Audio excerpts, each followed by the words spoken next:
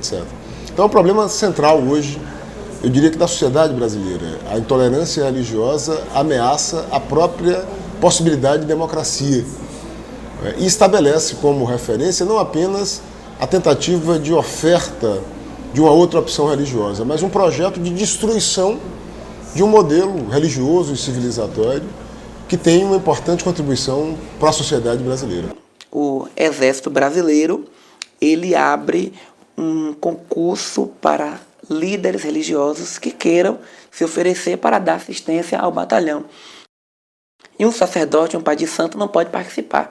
A atividade do Estado em relação às religiões e matrizes africanas deve ser também uma atividade proativa, tendo em vista, primeiro, que o Estado construiu essa situação de discriminação. O Estado é devedor dos povos de matrizes africanas do Brasil.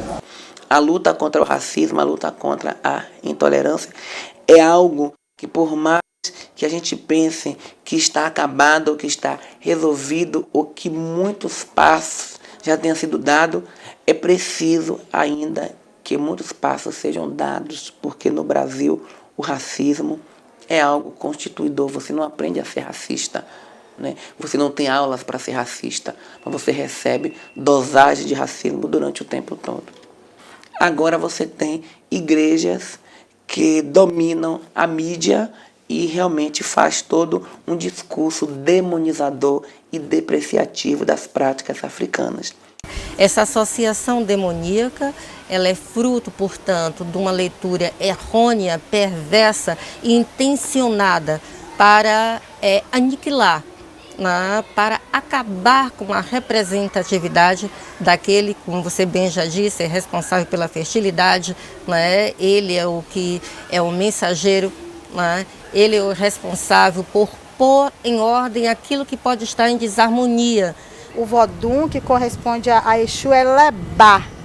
Lebá, na nação indígena é chamado de Lebá. Ele não tem nenhuma associação com o demônio, nem com o diabo, nada disso. Ele é um Vodum, por sinal, na minha casa, no meu Guerebetã, tem esse Vodum feito, e ele é iniciado, ele veste, ele dança como Vodum, e ele é cultuado como Vodum. Porque no candomblé não tem diabo. O diabo, ele é um elemento litúrgico das religiões cristãs. O diabo surgiu muito depois do candomblé. O candomblé tem mais de 20 mil anos, o cristianismo tem 2007. E todos os protestantismos que a gente conhece é de 2007 para cá. Quem endeusou o diabo foi o próprio cristão. Quem botou chifre na cabeça do diabo foi o cristão. Sabe o que é o chifre? Não é corno, não. Não é porque você é corno que foi traído, não. O chifre significa poder. Olha a história dos vikings.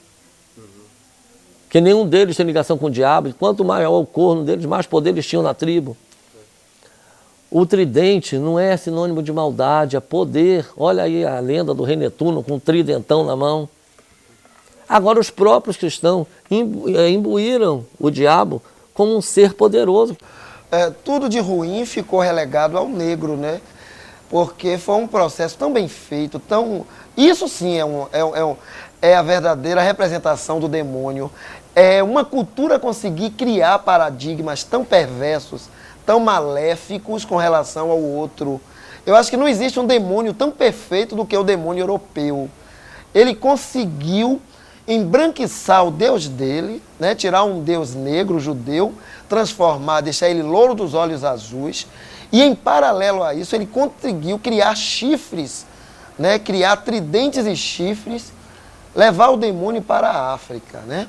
Quando esse assunto vem à tona, se questiona que o candomblé cobra por consultas ou coisas parecidas, trabalhos, isso, aquilo, outro. Mas não é uma cobrança sistemática.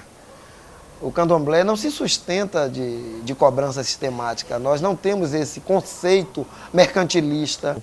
Inclusive, é um negócio tão poderoso que eles fazem com que as pessoas acreditem que Deus só está operando perto dele quando ele está próspero. E ainda tem gente que acredita nisso. Então, uma pessoa dessa, meu Deus, é digna de pena, porque não pensa. Tiraram dela o direito de raciocinar, de pensar. É também um processo econômico, é um processo de marketing, é um processo de exploração.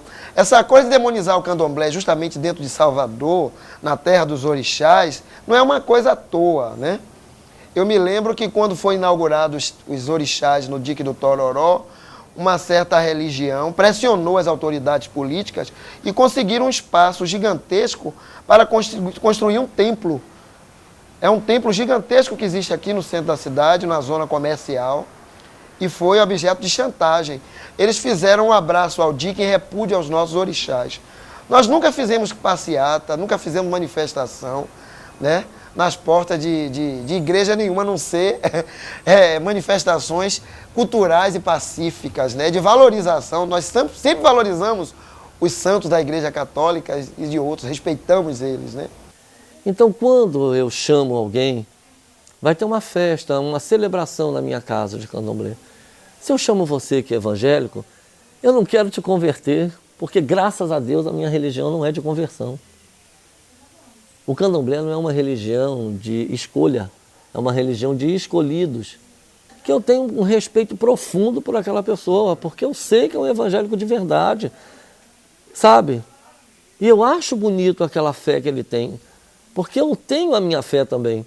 Então eu sei o que é a pessoa ter fé.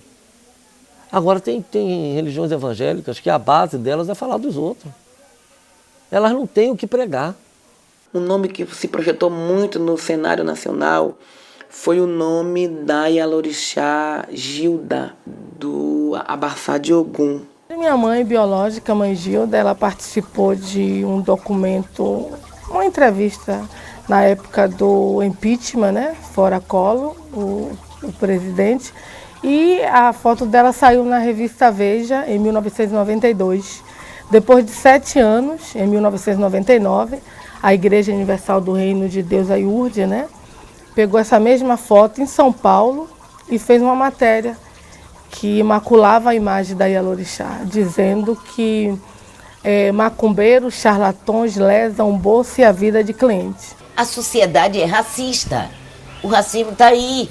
O racismo é crime, preconceito é crime. E racismo e preconceito são falta de educação. São falta de princípios básicos de educação humana, de respeito ao outro. Minha mãe teve um infarto fulminante devido a tudo isso. E o processo não é nem pela morte da Yalorixá, é pelo uso indevido da imagem dela. Então, na verdade, a mãe Gilda ela se tornou símbolo da tolerância religiosa. Essa Universal do Reino de Deus, ela pegou, meu filho, todos os elementos das religiões de matriz africana e passaram por um processo de embranqueamento dentro da igreja. Porque o cara fazer um ritual daquele na igreja, fiz na igreja, mas se eu fizer no candomblé não presta. Algumas pessoas, mesmo que estão sendo evangélicas, ainda encaram a religião do candomblé como se fosse uma coisa assim do diabo, do espírito mal, entendeu? Uma coisa assim pejorativa, uma coisa que é de gente que não tem educação, que não tem princípio, que não tem cultura, entendeu? Muitas pessoas ainda pensam assim. Hoje, eles satanizam, né? Demonizam nossa religião, a religião do candomblé, mas utilizam os maiores elementos, os maiores símbolos que são utilizados por nós. Eles hoje deram uma nova roupagem e estão utilizando isso nos diversos cultos que eles praticam. O óleo ungido, o banho de arreio, as sessões de arreio, tudo isso são utilizados elementos e têm origem dentro do candomblé. Elas copiam, elas dão banho de arruda, de sal grosso, elas fazem sacudimentos, limpezas. Ela usa todo o processo de simpatia, toda a nossa semântica de fé. Elas utilizam também, certo? De formas diferentes. Elas têm o bolinho de Jesus, que é o acarajé, é o acará de Oiá, eles chamam de bolinho de Jesus. E Oiá não se incomoda com isso. Oiá quer que o povo coma os acarás, né? Não importa o nome que os evangélicos deem, eles vão estar comendo aquela coisa que o africano criou para uma iabá chamada Oiá. Nos últimos 20 anos, tem ocorrido um agravamento pela entrada em cena do movimento religioso neopentecostal, que faz um discurso popular e que consegue uma penetração junto às camadas populares, muitas das quais muito próximas do candomblé, e que elegeu o candomblé como alvo de ataque